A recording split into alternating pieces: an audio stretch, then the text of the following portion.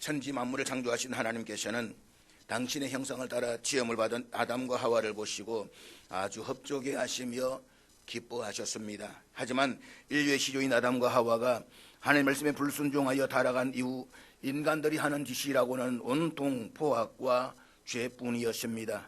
그래서 하나님께서는 마음 아파하시며 세상을 홍수로 심판하셨습니다. 그렇지만 심판 후에도 하나님은 사람들을 버리지 않으셨습니다. 하나님께서는 살아있는 모든 생명들을 향해서 생육하고 번성하여 땅에 충만하라고 하시면서 복을 주셨습니다. 땅은 회복되었고 사람들은 처음에는 경외심 속에 살았습니다. 하지만 세월이 지나 환경이 안정되고 풍요가 찾아오자 사람들의 마음속에서 다시금 죄악의 씨앗이 움트기 시작했습니다. 그 본성이 가장 두드러진 모습이 바로 교만이었습니다. 그리고 바벨탑 사건이 바로 그 대표적인 예입니다. 그들이 하늘에 닿는 탑을 쌓겠다라고 나선 것은 단순한 장난이나 무모한 도전이 아니었습니다. 그 배경에는 그들이 이룬 기술적 진보가 있었습니다. 돌 대신에 불에 구운 단단한 벽돌을 만들 수가 있었고 진흙 대신에 천연 아스팔트인 역청을 접착제로 사용할 수가 있게 된 것입니다. 당시로서는 가히 혁명적인 과학적 발전이었습니다. 그래서 그들은 믿었습니다.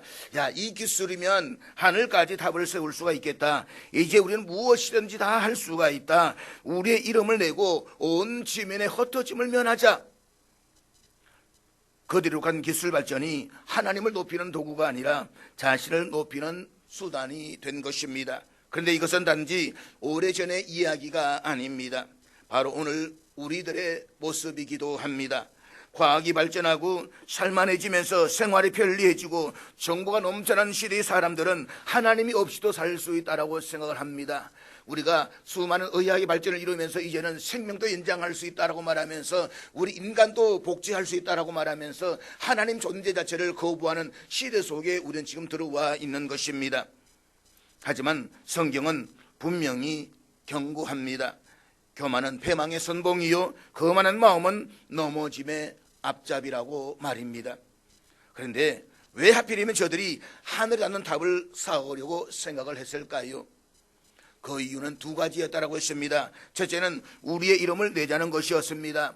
두 번째 이유는 그렇게 하늘에 닿는 높은 탑을 쌓아서 우리가 스스로 헛되짐을 면하자는 것이었습니다. 말하자면 인간은 우리 자신들이 우리의 중심이 되게 하자는 것입니다. 바꾸어 말하자면 인간이 더 이상 하나님을 필요로 하지 않는다는 것입니다. 우리가 하나님이 되자는 것입니다. 그때 하나님께서 바벨탑을 어떻게 받아들이시고 해결하셨습니까? 인간의 교만함으로 받아들이셨습니다. 그래서 하나님께서 행하신 일은 첫째로 인간의 언어를 혼잡하게 하는 것이었습니다.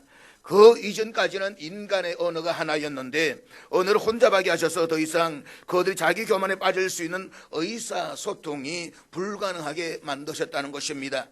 이것은 오늘날도 마찬가지입니다. 잘난 사람들끼리는 의사소통이 안 됩니다. 같은 한국말을 써도 의사소통이 안 됩니다. 하나님께서 잘난 사람들끼리는 서로 언어를 이해하지 못하게 만들어 두셨기 때문입니다. 죄송하지만 우리나라 정치인들이 하는 이야기를 한번 가만히 보십시오. 대한민국의 국회의원이라고 말하면 그래도 최고의 엘리트층이라고 말할 수가 있지 않겠습니까?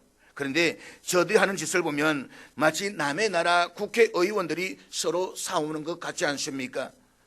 같은 국회의원인데 어찌 저리도 말이 안 통하는지. 요즘 부부간에도 문제가 왜 있습니까? 서로 똑똑하기 때문인 것입니다. 서로 잘났기 때문인 것입니다. 그래서 안 지르고 하다 보니까 말이 안 통하는 것입니다. 이것은 형제지간도 마찬가지입니다. 친구도 예외가 아닙니다. 일터에서도 마찬가지입니다. 자기를 가장 잘났다고 생각하는 사람들끼리 모여 있으면 가장 쉬운 말도 의사소통이 안 됩니다. 분열과 다툼만 있습니다. 그것이 하나님의 법칙이기 때문인 것입니다. 두 번째, 하나님께서 그들을 흩으셨습니다. 우리말로 흩다라고 번역된 히브리어는 산산조각으로 깨뜨리다 라는 뜻이라고 했습니다. 그들이 쌓아 올리려 했던 바벨탑 그 자체를 산산조각으로 깨뜨렸을 뿐만 아니라 그들을 온 지면에 흩으셨습니다. 사람들이 바벨탑을 쌓았던 이유는 온 지면의 흩어짐을 면하기 위해서였습니다. 하지만 그들의 생각과 계획은 생육하고 번성하여 땅에 충만하는 하나님의 명령에 대한 공개적인 거부였습니다. 바벨탑 사람들은 흩어짐을 두려워하면서 한 곳에 머물기를 원했습니다. 그래서 그들은 스스로 안전을 확보하고자 했고 하나님의 계획보다 자신의 편안함을 우선시했습니다. 그런데 11장 4절에 사람들은 온 지면의 흩어짐을 면하자라고 말하면서 바벨탑을 쌓았지만 9절에 하나님께서는 그들을 온 지면에 흩어지면서 그 바벨탑을 산산조각 깨뜨리셨다는 것입니다. 우리는 여기에서 하나님 놀라운 역전의 손길을 보게 됩니다. 이는 단순한 이동이나 분산이 아니라 인간의 의도와 반대되는 하나님의 주권적인 역사입니다. 사람들은 온 힘을 다해서 흩어짐을 피하려고 했습니다. 그 하나님께서는 그들의 계획을 단호히 깨뜨리시고 그들이 두려워하던 바로 그 길로 가게 하셨습니다. 그 이유는 인간을 사랑하셨기 때문입니다. 그들에 대한 배려였습니다. 그대로 내버려 두면 결국 그들은 망하는 것입니다. 하나님 없이 스스로 하나님 되겠다라고 하는 모든 인간들의 결국은 몰락이요 영원한 파멸입니다. 하나님께서는 그들이 하려는 것을 깨뜨려 주셔야, 그들이 행하는 것을 흩어 주셔야, 그들을 흔들어서 깨워 주셔야 저들이 자기들 교만에서 벗어날 것이 아니겠습니까? 그래서 하나님께서는 그들을 흩으셨습니다. 그런데 창세기 11장 서두에 바벨탑 사건이 우리에게 주는 큰 교훈이 있음에도 불구하고 인간들은 끊임없이 자기 바벨탑, 자기 기념비를 세워갑니다. 사무엘상 15장 12절 말씀 우리 앞에 같이 읽도록 하겠습니다. 사무엘이 사울을 만나려고 아침에 일찍 일어났더니 어떤 사람이 사무엘에게 말하여 이르되 사울이 갈멜에 이르러 자기를 위하여 기념비를 세우고 발길을 돌려 길갈로 내려갔다 하는지라. 사랑하는 여러분, 하나님께서 사울만큼 준수한 사람이 없다라고 말씀하실 정도로 사울을 사랑하시지 않았습니까? 이스라엘 백성들이 우리에게도 왕이 필요하다라고 했을 때 하나님께서 선지자 사무엘 하여금 이스라엘 백성들을 지파별로 모아서 지파별로 먼저 뽑고 거기에 가문을 뽑고 그 가문 중에 사람을 제비 뽑아서 왕으로 선택하게 하십니다. 성경에서 제비를 뽑는다라고 하는 것은 철저한 하나님의 섭리를 의미합니다. 그 제비에서 뽑힌 이스라엘의 첫 번째 왕이 사울이라는 청년이었습니다. 그런데 당시 사울이 어느 정도로 겸손했는가 하면 자신이 제비에 뽑히자 말자 나는 왕이 될 자격이 없다라고 말하면서 진보따리들 사이에 숨을 정도로 겸손한 사람이었습니다. 그런데 왕이 되고 나서 얼마 지나지 않아서 자기 기념비를 세웁니다. 자기 바벨탑을 세우는 것입니다. 내가 잘나서 임금이 된 것입니다. 오늘날 이 나라의 평안에 있는 것은 내가 정치를 잘했기 때문이라는 것입니다. 내가 왕이 되었기 때문에 모든 백성들이 행복해 한다라고 생각을 했습니다. 그래서 자기 기념비를 짓는 것입니다.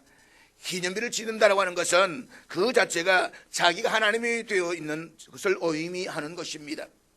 결국 사울은 기념비를 스스로 만드는 것을 기점으로 해서 자기 자신이 하나님이 됩니다. 더 이상 하나님의 말씀을 청종하지 않습니다. 오죽하면 사무엘이 그 사울을 찾아가서 순종이 제사보다 낫고 듣는 것이 순양의 기름보다 낫다라고 책망까지 했지 않았습니까? 그래도 듣지 않았습니다. 결국 어떻게 됩니까? 블레셋과의 길보아 전투에서 자기 사랑하던 자식들과 자신이 그렇게 아끼는 군대와 함께 하루에 같은 장소에서 산산조각으로 깨어지고 맙니다. 전멸을 당한 것입니다. 그런데 이것이 성경 속의 이야기인 것만은 아니지 않습니까? 오늘 수없이 많은 사람들이 자기 바벨탑, 자기 기념비를 세웁니다. 그리고는 하나님께서 부서지고 깨어져 갑니다. 왜냐하면 하나님께서 그들을 사랑하시기 때문입니다.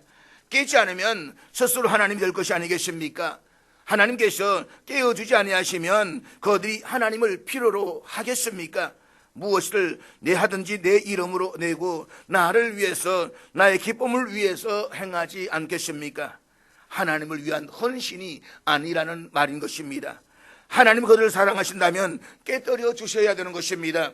내버려 두신다라고 한다면 하나님께 더 이상 그들을 사랑하시지 않는다는 말인 것입니다. 그러므로 우리는 하늘의 사람을 시작했다가 땅의 사람을 끝나지 않도록 언제나 겸손함으로 하나님께 시선을 두고 하나님 향의 경외심을 잃지 않기를 주의 이름으로 축복합니다. 이제 우리는 창세기 11장 10절에서 26절에 기록된 족보 속으로 들어가 보려고 합니다.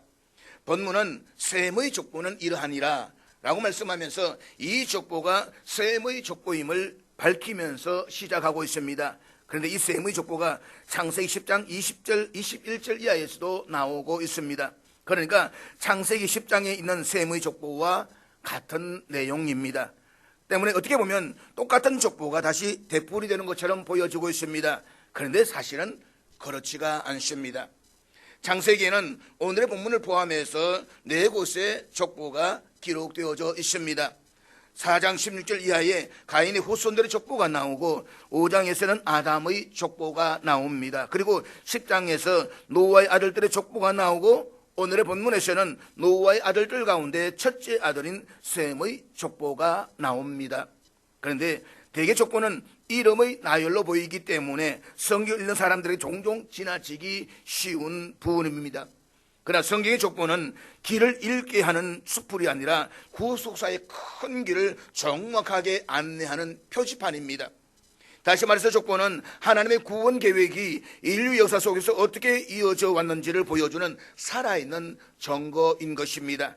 따라서 우리는 족보를 주의 깊게 읽을 때에 그 안에는 하나님의 신실하심과 구속사의 끊임없이 진행되는 그 사실을 읽을 수가 있는 것입니다.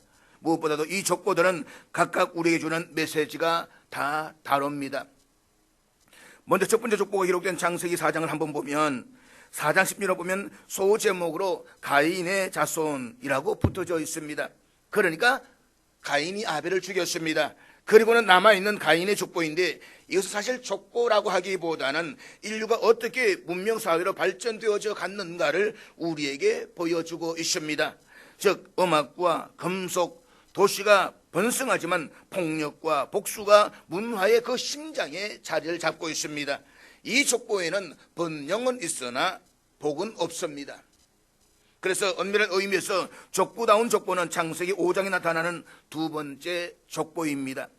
5장 1절에서 이것은 아담의 계보를 적은 책이니라 라고 밝히고 있듯이 5장은 아담의 족보로서 노아까지의 경건한 계보가 기록되어져 있습니다. 그런데 이 족보에는 아담의 후손을 기록하면서 각 사람마다 낳았으며 살고 죽었더라 라는 내용이 마치 후렴처럼 반복되고 있습니다. 그러니까 이 족보가 강조하는 것은 범죄한 인간들이 다 죽었다는 것입니다. 여기서 우리는 아담의 범죄 이후에 인류가 맞닥뜨린 현실, 즉 죄의 삭시 사망의 사실을 절절하게 느끼게 됩니다. 인간의 생애는 태어나고 살다가 결국 죽음으로 끝납니다. 마치 장순곡의 반복처럼 죽음은 인류 전체를 덮고 있습니다. 이 조건 한마디로 인류의 무력함과 절망을 상기시키고 있습니다. 그런데 그 죽음의 계보 속에서 하나님과 동행했다는 에녹의 등장이 복음의 문턱처럼 살짝 빛을 내고 있습니다. 그리고 경건의 계보는 죽음의 현실 속에서도 생명의 길이 있음을 우리에게 증거해 주고 있습니다. 특별히 창세기 4장 26절은 이렇게 기록되고 있는데 우리 앞에 같이 읽도록 하겠습니다. 셋도 아들을 낳고 그의 이름을 에노스라 하였으며 그때 사람들이 비로소 여호와의 이름을 불렀더라. 에노스 때에 사람들이 비로소 여호와의 이름을 불렀다라고 했습니다. 여기서 에노스라는 히브리 이름의 뜻은 죽을 수밖에 없는 존재라고 했습니다. 인간이 자신의 죽음을 인식하는 순간에 비로소 죽음 이후를 책임져 줄 수 있는 생명이신 여호와 하나님을 인격적으로 필요로 했다는 것입니다. 그래서 그 이후에 나오는 족보는 죽음의 족보입니다. 다 죽었다는 것입니다. 누구든지 죽는다는 것입니다. 그러므로 죽음을 한다면, 죽음이라는 것을 깨닫는다고 한다면 여호와 하나님을 찾아라. 그것이 이 족보에 담긴 메시지의 내용입니다. 그 다음에 창세기 10장에 세 번째 족보가 나옵니다. 노아의 아들 셈과 함과 야베스의 족보는 이러하니라. 노아 홍수 이후에 하나님께서 노아의 세 아들인 셈과 함과 야벳을 통해서 인류의 역사를 새로 시작하게 되었다라고 하는 것이 이 족보의 의미입니다. 즉 이 족보에는 홍수 이후에 각 나라와 민족이 어떻게 퍼져나갔는지를 우리에게 보여주고 있습니다. 그리고 오늘의 본문은 셈의 계보가 아브라함까지 이어지는 장면입니다. 앞의 5장에서 아담의 족보에서는 낳았으며 살고 죽었더라 라는 내용이 반복되고 있는데 반해서 11장의 셈의 계보에서는 죽었더라 라는 말이 없습니다. 오직 낳았더라 가 반복되고 있습니다. 이것은 단순한 생물학적 개성이 아니라 하나님의 약속이 끊임없이 이어지고 있음을 보여주고 있는 것입니다. 즉 셈의 후손은 노아의 홍수 심판 이후에 하나님의 구속의 역사를 이어가는 생명의 계보입니다. 이 족보의 끝은 아브라함 곧 믿음의 조상에게로 이어갑니다. 하나님은 죽음의 그림자 속에서도 생명의 줄기를 이어가신 것입니다. 창세기 5장에서의 아담의 족보는 인간의 현실 곧 죽음의 불가피성을 보여주는 반면에 11장의 셈의 계보는 하나님의 약속 안에서 죽음 대신에 생명의 언어를 들려줍니다.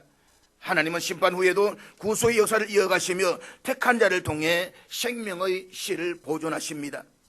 이는 예수 그리스도의 족보로 이어지는 길입니다. 그렇다면 사랑하는 여러분, 우리의 인생이 이 5장의 족보처럼 낳았으며 살고 죽었더라 라고 끝날 것인가, 아니면 11장의 족보처럼 낳았더라 곧 생명과 이어지는 그 삶으로 살아갈 것인가?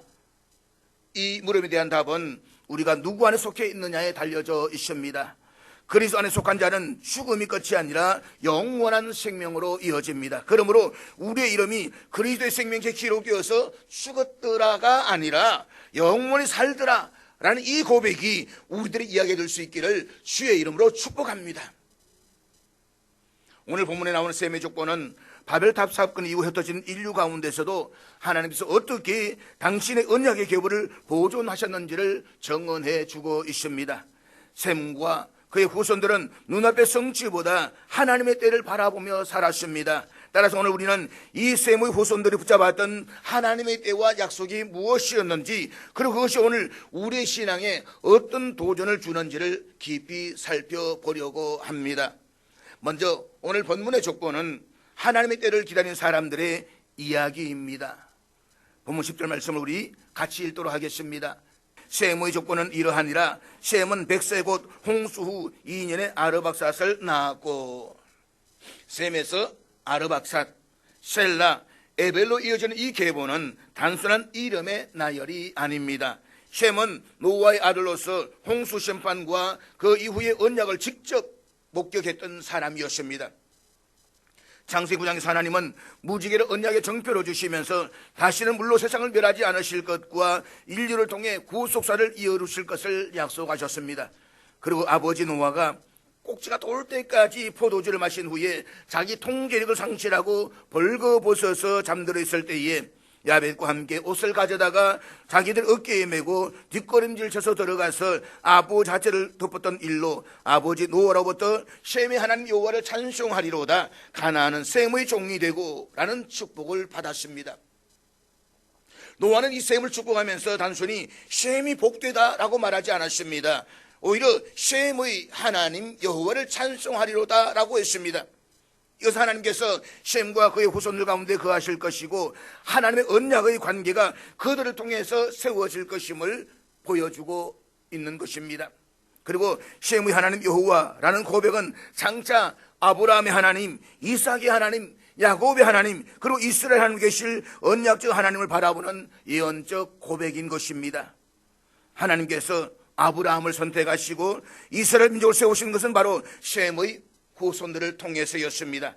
아브라함이 바로 셈의 후손입니다. 그리고 결국 예수 그리스도께서도 이 계보를 따라서 오셨습니다. 그러므로 이 축복은 인류의 구원의 길이 셈의 후손을 통해서 열릴 것을 선포하시는 말씀인 것입니다.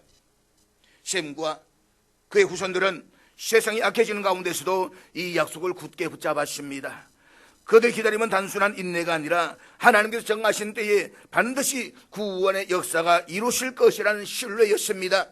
우리의 때에 우리 자손들을 통해서 하나님의 역사가 이루실 것이다. 이 말씀을 그들은 자손 대대로 붙잡으면서 살아왔다라고 하는 것입니다.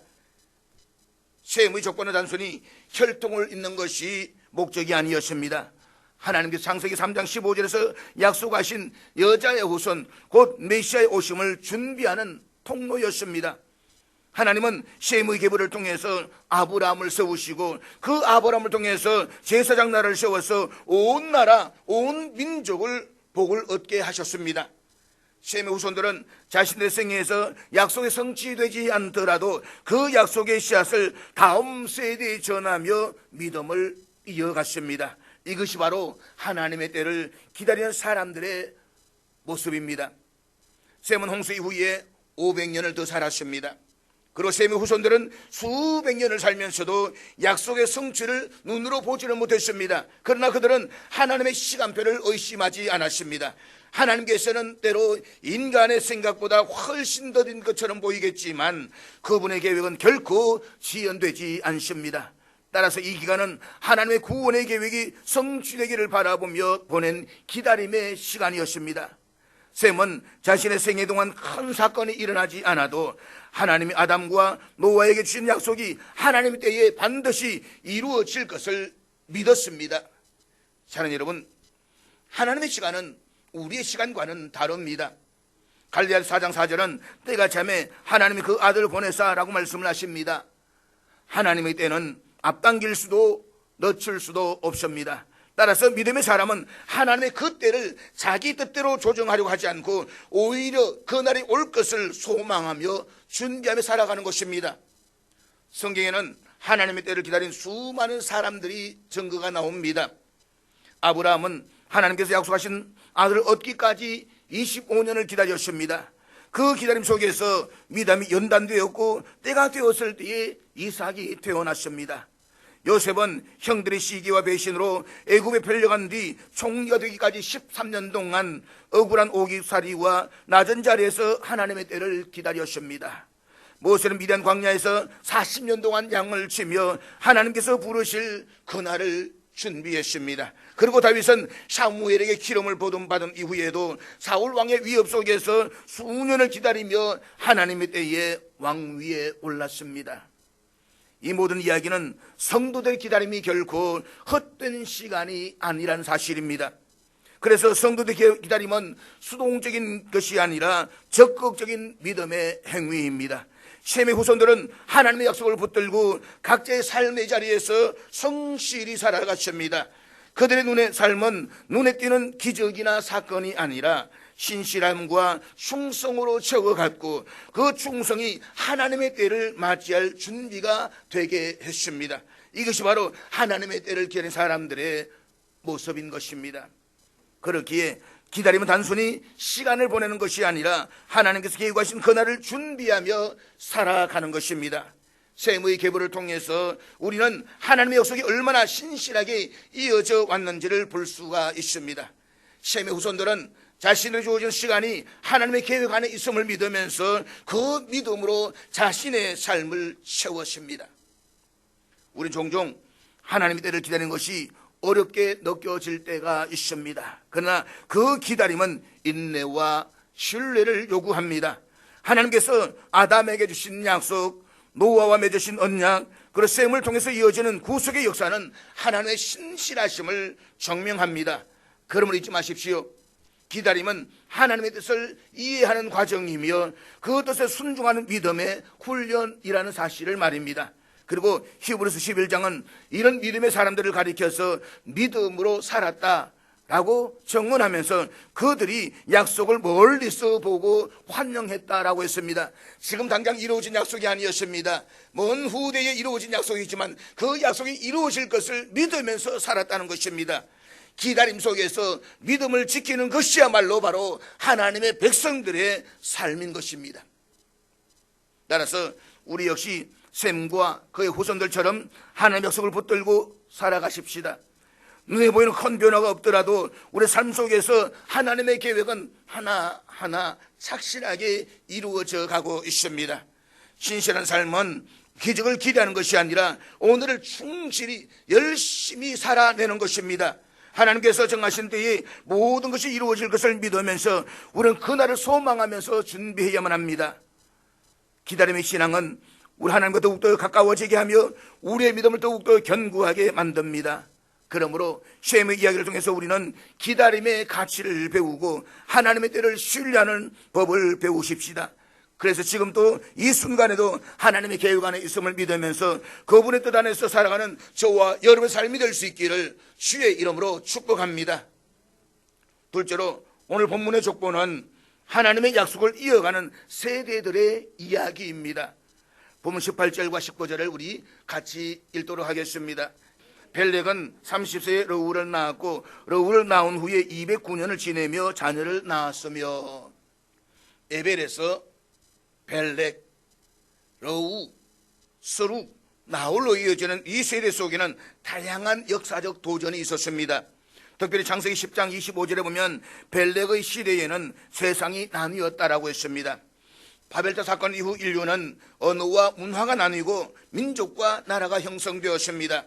익숙한 공동체가 흩어지고 혼란과 불안이 가득했습니다. 그러나 하나님의 약속은 이런 격변 속에서도 변하지 않았습니다. 믿음의 계보는 인간의 정치와 경제, 문화적 상황에 의해서 무너지지 않습니다. 오히려 하나님의 약속이 사람들을 붙들고 세대를 이어가게 합니다. 성경을 읽다 보면 이런 약속의 계보를 이어가는 다음 세대의 이야기가 많이 나옵니다. 모세 이후에 여호수아는 광야에서 받은 율법과 언약을 가나안 땅에서 실천하면서 다음 세대에 전했습니다. 사무엘은 영적 타락한 시대 속에서도 하나님의 말씀을 붙들고 다윗 같은 믿음의 인물을 세웠습니다. 신약으로 오게 되면 디모데는 외할머니 로이스와 어머니 유니게에서부터 전해받은 믿음을 이어받아서 바울과 함께 복음을 전하는 사역자가 되었습니다. 이런 예들은 신앙의 유산이 어떻게 세대를 넘어서 다음 세대로 이어지는지를 우리에게 말해주고 있는 것입니다. 그렇습니다. 각 세대는 자신들 받은 약속을 잊지 않고 다음 세대에 전했습니다. 우리 여기서 믿음의 유산이라는 중요한 교훈을 배우게 되는 것입니다. 오늘 우리가 신앙을 지키는 이유는 앞선 세대가 신앙을 우리에게 전해 주었기 때문입니다. 그렇다면 우리는 다음 세대에 무엇을 전해야 되겠습니까? 재산보다 명예보다 믿음을 전하는 것이 가장 중요한 것입니다. 마지막으로 본문의 족보는 하나님의 부르심을 향한 준비의 이야기입니다. 본문 25절 26절 우리 같이 읽도록 하겠습니다.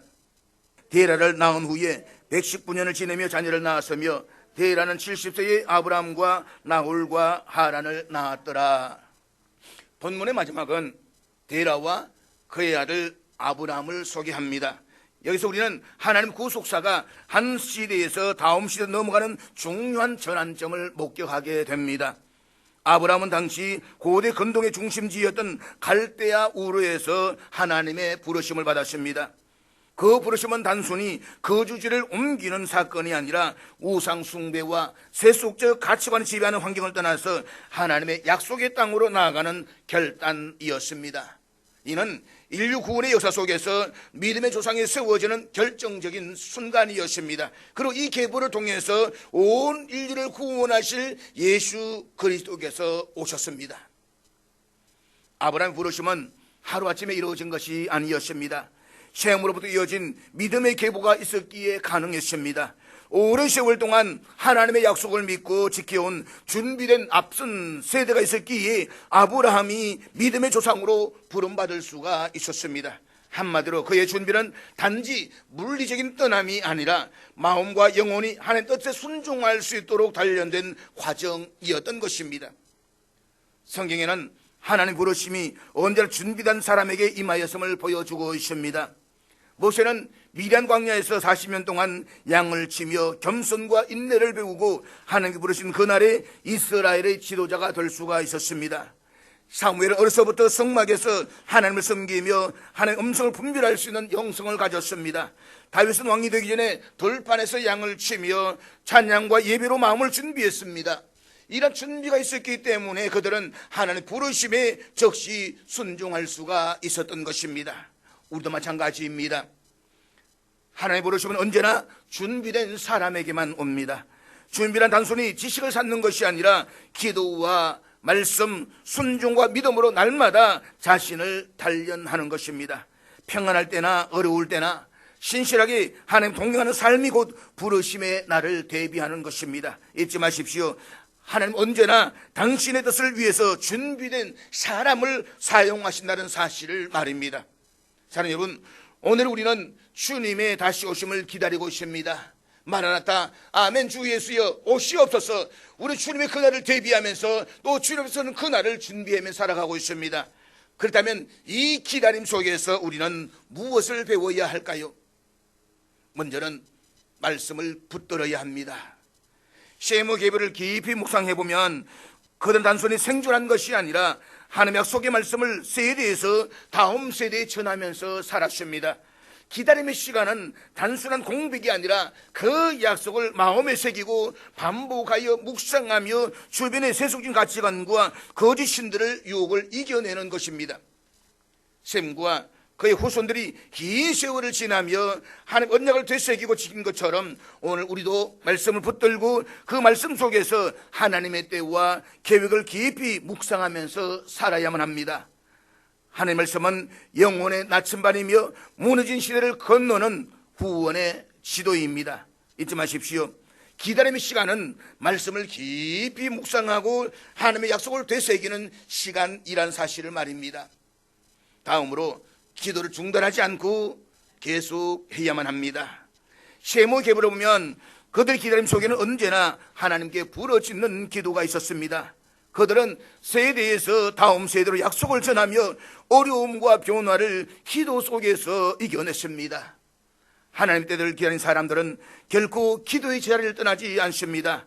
셈과 그의 후손들이 우상과 혼합주의 환경 속에서도 무릎을 꿇고 하나님 뜻을 구했던 것처럼 우리도 매일의 삶 속에서 기도의 불을 꺼뜨리지 말아야만 합니다. 기도는 기다림을 견디게 하는 힘이요 하나님 때를 분별하게 하는 영적인 눈을 열어줍니다. 사랑하는 여러분, 기도는 단순한 종교적 행위가 아닙니다. 기도는 하나님과의 인격적인 대화이며 그분의 뜻을 구하고 순종을 결단하는 영적 호흡입니다.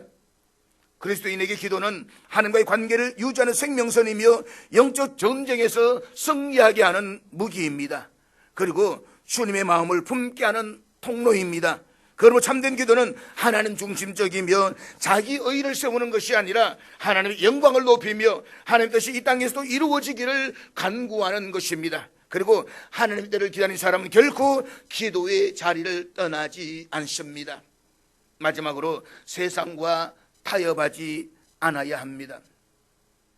셈의 계보를 보면 그들 우상 숭배와 세속 문화가 팽배한 주변 환경 속에서도 하나님을 경외하는 신앙을 지켜냈습니다. 당시 고대 근동세계에는 온갖 거짓 신들과 인본주의 사상이 넘쳐났었습니다. 하지만 셈의 후손들은 언약의 약속을 포기하지 않았습니다. 오늘 우리도 마찬가지입니다. 세속적인 가치관과 물질주의, 편리함과 타협하면 다음 세대에 순전한 복음을 전할 수가 없습니다. 기다림 속에서 세상 유혹에 굴복하면 믿음의 계보는 끊어지고 마는 것입니다. 그러므로 믿음의 사람은 환경이 아무리 변해도 하나님만을 붙들고 그분의 말씀에 전적으로 순종해야만 합니다. 사랑하는 여러분, 오늘 본문에서 셈의 족보는 하나님의 때를 기다린 믿음의 사람들의 이야기였습니다. 그들은 긴 세월 동안 하나님의 약속이 성취되기를 소망하며 세상과 타협하지 않고 끝까지 믿음을 지키는 가운데 기다렸습니다. 그 기다림은 하나님을 더욱더 신뢰하고 순종하는 깊은 훈련이었고 때로는 외로운 싸움이었으며 눈물과 기도의 씨앗을 뿌리는 시간이었습니다. 오늘 우리도 하나님의 때를 기다리고 있습니다. 주님의 재림, 하나님의 뜻이 온전히 이루어지는 성취, 교회의 부흥, 가정과 개인의 구원과 회복, 이 모든 것은 우리가 인내하며 믿음으로 기다리는 것을 요구합니다. 기다리는 동안 우리는 기도의 자리를 지키고 말씀 안에 깨어 있으며 우리의 삶으로 다음 세대의 신앙의 유산을 전해야만 합니다. 믿음의 계보를 이어가는 사명은 바로 이 기다림 속에서 완성되는 것입니다. 잊지 마십시오. 하나님의 때는 반드시 옵니다. 그러나 그날을 막연히 기다리는 것만으로는 부족합니다. 오늘 마지막 날처럼 주님이 지금 오신다면 부끄럽지 않게 설 수 있도록 늘 깨어 있어야만 합니다. 기다림의 시간은 영적 무장을 단단히 하고 신앙의 불을 깊이 내리며 말씀과 기도로 자신과 가정을 세우는 기회입니다. 그러므로 믿음의 계보 속에서 우리의 이름을 남기고 다음 세대가 본받을 신앙의 본을 세워 나가십시다. 주님의 부르심이 올 때에 기쁨과 담대함으로 달려나가서 주님 제가 여기 있습니다 라고 말할 수가 있어야만 합니다. 그래서 하나님 때를 기다리는 믿음의 길 위에 끝까지 서서 주님 앞에서는 영광의 그날에 기쁨과 담대함으로 주님을 맞이하는 복된 저와 여러분 될 수 있기를 주의 이름으로 축복합니다.